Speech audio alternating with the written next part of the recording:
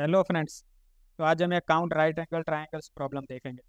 इसमें क्या है कि हमें 2D प्लेन के कोऑर्डिनेट्स दिए गए हैं एंड उन कोऑर्डिनेट्स का यूज़ करके हम कितने राइट एंगल ट्रायंगल बना सकते हैं वो हमें काउंट करना है। तो राइट एंगल ट्रायंगल का मतलब क्या है कि अगर आपके पास कोई ट्रायंगल है, मान लो ये पॉइंट ये बी है, तो कोई भी एक हमारा जो एंगल है वो 90 डिग्री का होना चाहिए। तो अगर आप 2D प्लेन की बात करो तो आपका अगर आप ए को फिक्स करो एंड आपको राइट एंगल ट्रायंगल बनाना हो तो आप क्या करोगे? आप ये चेक करोगे कि अगर आपका मिडल में ए है तो जो एक्स एक्सिस है उसके पैरेलल कितने पॉइंट है। एक अगर ए को हम मेन पॉइंट ले तो मान लो हमें 4 पॉइंट मिले एंड आपके वाई एक्सिस के कितने पैरेलल पॉइंट है, तो हमें वही निकालना है।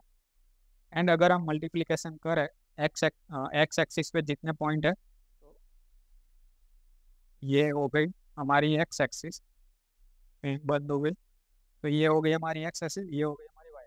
अगर हमने ए यहाँ पे ए को मेन पॉइंट लिया है तो हमें ए के पैरेलल एक्स एक्सिस पे कितने पॉइंट्स मिल रहे हैं एंड वाई एक्सिस पे कितने पॉइंट मिल रहे हैं उसका हमें काउंट निकालना है एंड उसका -1 करके सिर्फ मल्टीप्लिकेशन कर देना है। सो इससे हमारा आंसर मिल जाएगा। बट ऐसा क्यों हो रहा है वो पहले एक बार समझते हैं। सो अगर ये वाला एग्जांपल है एंड इसको हम प्लेन 2D प्लेन पे ड्रॉ करें, ये एक्स एक्सिस हो गया, ये हमारा वाई हो गया। यहाँ पे 1 लेते हैं, ये 2, ये 3, ये 4, यहाँ पे 1 2 3। सबसे पहला पॉइंट कौन सा है? 1 तो यहाँ पे आएगा, फिर 2 यहाँ पे 2 1 2 2 3 एंड 3 2। सो अब ये 5 पॉइंट का यूज़ करके आप कितने राइट एंगल ट्रायंगल बना सकते हैं? तो सबसे पहले तो हमें ये दिख रहा है। सो अब ये राइट एंगल क्यों बना? क्योंकि जो 2 2 है एंड 2 3 है एंड 3 2 है, तो ये जो एक्स एक्सिस पे 2 पॉइंट है उसमें यहाँ पे वाई कोऑर्डिनेट सेम है, बट सिर्फ जो एक्स की वैल्यू है वो चेंज हो रही है। मतलब ये एक्स के पैरेलल एक पॉइंट मिला एंड अगर आप यहाँ पे देखो जो वाई के पैरेलल हमें एक, ये मान लो इसको हम ये बोलते हैं, इसको सी बोलते हैं, इसको बी बोलते हैं, तो ये हमारा हो गया बी, ये हमारा हो गया डी, ये हमारा हो गया सी। तो ए एंड सी पैरेलल है एक्स एक्सिस पे and A and B parallel है वाई एक्सिस पे, क्योंकि उनकी एक्स वैल्यू सेम है 2 बट सिर्फ वाई की वैल्यू चेंज हो रही है 3 2। सो तो हम बोल सकते हैं कि ये X axis and Y axis पे पैरेलल है, तो यहाँ पे जो एंगल बनेगा वो हमेशा 90 डिग्री का होगा। सो ऐसे और कितने बन रहे हैं? तो नीचे भी अगर आप देखो तो ये भी वाई के पैरेलल है एंड इस साइड देखो तो ये भी पैरेलल है। तो अगर आप यूनिक ट्रायंगल की बात करें तो एक यहाँ पे बन रहा है, एक नीचे की साइड बन रहा है एंड नीचे की साइड भी एक दूसरा बन रहा है, ये वाला। तो ये 5 पॉइंट है अगर, तो हमारे टोटल 4 राइट एंगल ट्रायंगल बन रहे हैं जो हमें आउटपुट में रिटर्न करना। सो यहाँ पे एक चीज़ आप ऑब्जर्व करो कि हमारा एक मिडल पॉइंट था 2 2, मान लो इसको हम ये बोलते हैं एंड हमने क्या किया कि हमने एक्स एक्सिस पे इसके कितने पॉइंट मैच हो रहे हैं वो निकाला। तो एक पॉइंट हमारा यहाँ पे था, एक पॉइंट हमारा यहाँ, एंड वाई एक्सिस पे हमने देखा कि कितने मैच हो रहे हैं, तो एक पॉइंट यहाँ पे था एंड एक पॉइंट नीचे था।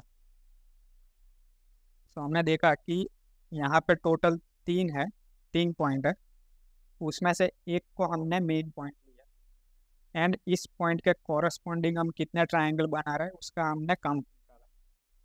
सो अगर ये वाला एग्जांपल ले तो अगर आप 3 3 पॉइंट्स है हमारे एक्स एक्सिस पे एंड 3 पॉइंट है हमारे वाई एक्सिस पे, अगर 3 × 3 करोगे तो 9 आएगा। बट इसमें हमें 3 × 3 नहीं करना है क्योंकि हमने ए को मेन पॉइंट लिया है। तो ए के अलावा आपके वाई एक्सिस पे कितने पॉइंट है एंड एक्स एक्सिस पे कितने पॉइंट है एंड वाई एक्सिस पे कितने पॉइंट है उसका आपको काउंट निकालना है ए के अलावा। तो ए के अलावा कितना है? तो ये वन, ये एक पॉइंट है, ये एक दूसरा पॉइंट है। ये वाई एक्सिस की बात हो गई, एक्स एक्सिस पे भी 2 पॉइंट है। तो अगर आप मल्टीप्लिकेशन करो 2 × 2, तो ये हो गया 4। तो आप देखो तो डायरेक्टली पैरेलल जितने पॉइंट है -1 करने पे हमें टोटल आंसर मिल रहा है। सो अगर अभी भी आपको समझ में नहीं आया तो हम कोई अलग एग्जांपल लेते हैं। मान लो आपका मेन पॉइंट यहाँ पे है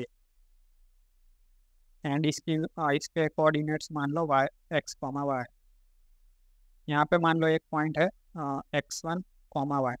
तो वैल्यू x की वैल्यू चेंज हुई बट y की वैल्यू सेम है।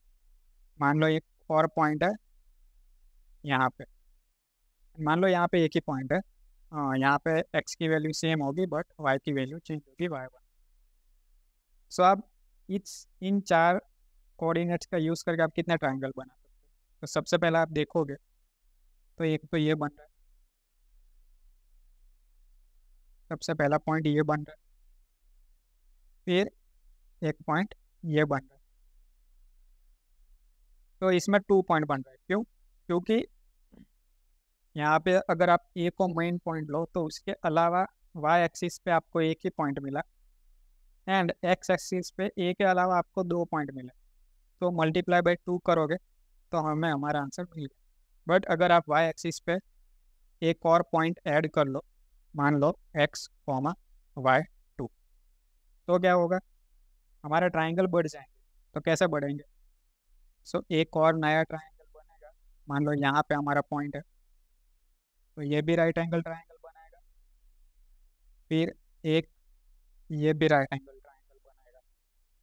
सो पहले 2 बन रहे थे एंड 2 नए ऐड हो गए 4। तो अब ऐसा क्यों हुआ? क्योंकि वाई एक्सिस पे ए के अलावा 2 पॉइंट है, एक ये, दूसरा ये। एक्स एक्सिस पे भी एक ये 2। तो अगर आप 2 × 2 करोगे तो हमें हमारा आंसर मिल जाए 4। तो ऐसे ऐसे अगर आप इस साइड भी अगर मान लो कोई पॉइंट ऐड कर देते हो, या मान लो यहाँ पे कोई है x3, y, तो कितने और बढ़ जाएंगे? एक यहाँ पे बनेगा, एक यहाँ पे बनेगा। तो यहाँ पे आप देखो तो 2 और ऐड हो गए तो टोटल 6 ट्रायंगल बन गए। तो अब इसका लॉजिक क्या हुआ? अगेन ए के अलावा एक्स एक्सिस पे कितने हैं? 3 है एंड वाई एक्सिस पे ए के अलावा कितने हैं? 2 है। तो आप मल्टीप्लाई करोगे तो 6। तो यही है हमारा आंसर। तो इसका डायरेक्ट ऑप्टिमल सॉल्यूशन देखने से पहले हम ये देखते हैं कि इसका ब्रूटफोर्स क्या है। तो हमें 3 पॉइंट निकालना है ए बी सी। अगर हमारे पास 3 पॉइंट है तो हम ये चेक कर सकते हैं कि ये 90 डिग्री का एंगल बना रहा है कि नहीं कोई एक पॉइंट। तो वो आप कांस्टेंट टाइम में चेक कर सकते हो। तो 3 पॉइंट आप कैसे निकालोगे? आपको सारे पॉइंट निकालने पड़ेंगे। तो आप एक लूप घुमाओगे आई 0 से लेके n-3 तक, फिर एक आप नेस्टेड लूप घुमाओगे जे जो i+1 से स्टार्ट होके n-2 तक जाएगा एंड एक आप थर्ड नेस्टेड लूप घुमाओगे ई जो j+1 से लेके n-1 तक जाएगा। लास्ट में आपको i, j, n के 3 पॉइंट मिल गए। आपको सिर्फ ये चेक करना है कि ये राइट एंगल ट्राइंगल बना रहा है नहीं। अगर बना रहा है तो काउंट प्लस प्लस करना है बस। बट इसकी टाइम कॉम्प्लेक्सिटी क्या होगी? ये तीनों नेस्टेड लूप है तो इसकी ओवरऑल टाइम कॉम्प्लेक्सिटी होगी n³। बट इसकी अच्छी बात क्या है कि इसमें आपको स्पेस ज़्यादा नहीं लगेगी। ये कांस्टेंट टाइम में स्पेस टाइम कॉम्प्लेक्सिटी इसकी कांस्टेंट रहेगी। सो इसको अब हम ऑप्टिमाइज कैसे करें टाइम कॉम्प्लेक्सिटी में? तो जैसा हमने देखा कि अगर हम किसी ए पॉइंट को फिक्स करें तो हमें सिर्फ उस अगर x, y है तो उस x के लिए और कितने हैं x एक्सिस पे कितने पॉइंट्स है उसका काउंट चाहिए हमें सिर्फ, एंड y के लिए कितना है उसका काउंट चाहिए बस। एंड अगर हमें एक बार काउंट मिल गया तो हमें करना क्या है कि जैसा हमने यहाँ पे देखा तो हमें x count -1 multiply by y count -1 कर देना।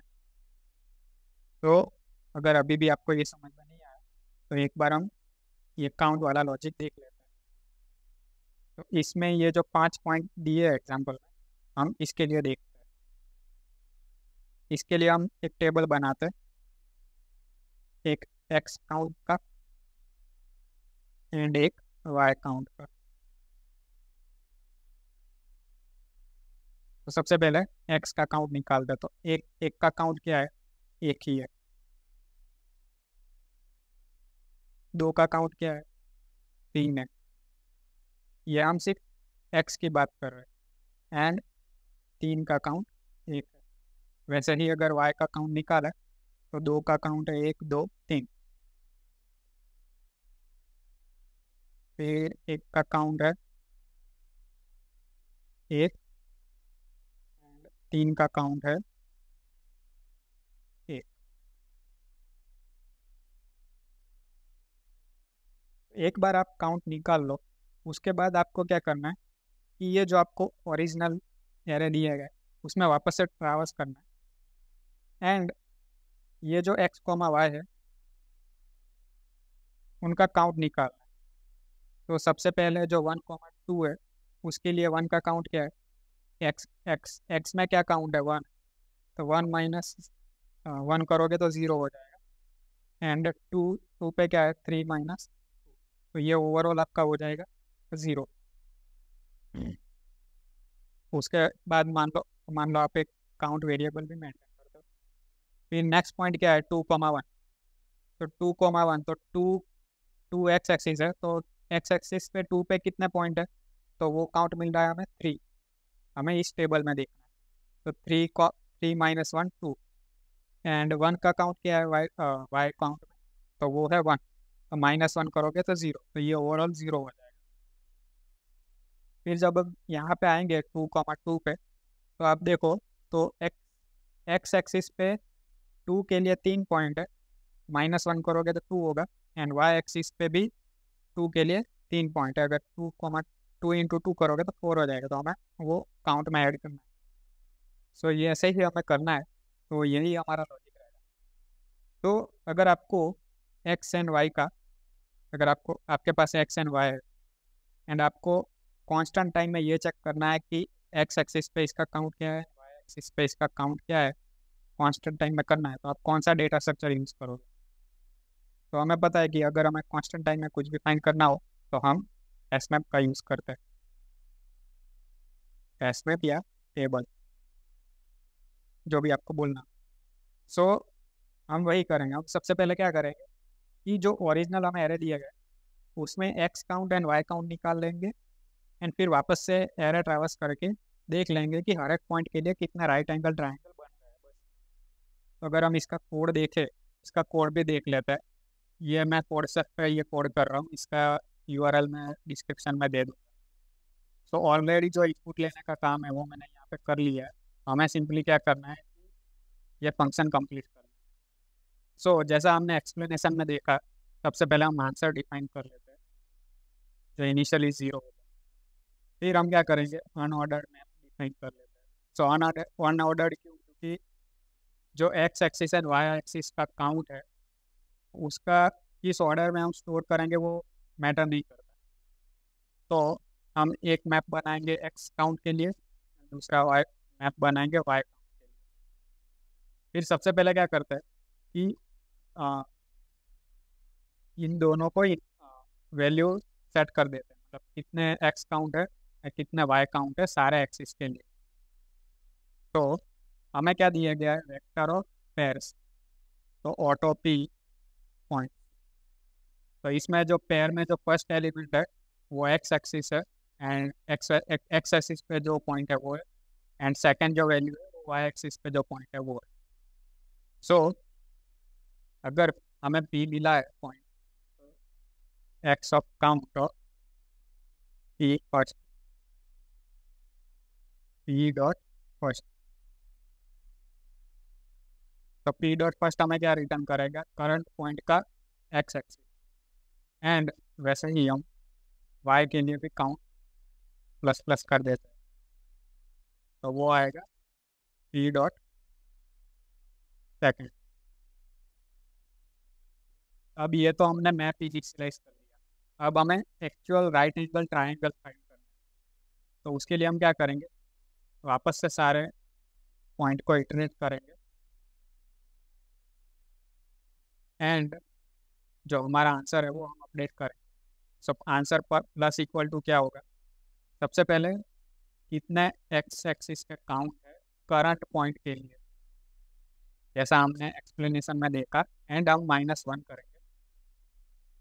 -1 क्यों किया, क्योंकि जो करंट पॉइंट है उसका काउंट हमें इंक्लूड नहीं करना, उसके अलावा के जितने पॉइंट है जो इस एक्स एक्सिस पे है, एंड सेम हमें करना है वाई एक्सिस के लिए। तो उसके लिए हम क्या करेंगे, पी डॉट सेकेंड -1, एंड फिर हमें सिंपली क्या कर देना है, रिटर्न आंसर। बट अगर आप डायरेक्टली रिटर्न करोगे तो ये आपको रॉन्ग आंसर दिखाएगा। क्यों, क्योंकि यहाँ पे आपको आउटपुट फॉर्मेट में बोला गया है कि आपको मॉड्यूलो बाय 10⁴ करना है। तो हम क्या करते हैं, हर बार आंसर अपडेट करने के बाद उसको मॉड्यूलो बाय 10,000 मतलब 10⁴ ये कर देते हैं।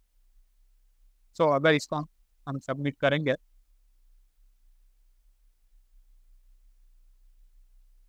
सी सारा टेस्ट केस पास हो गए।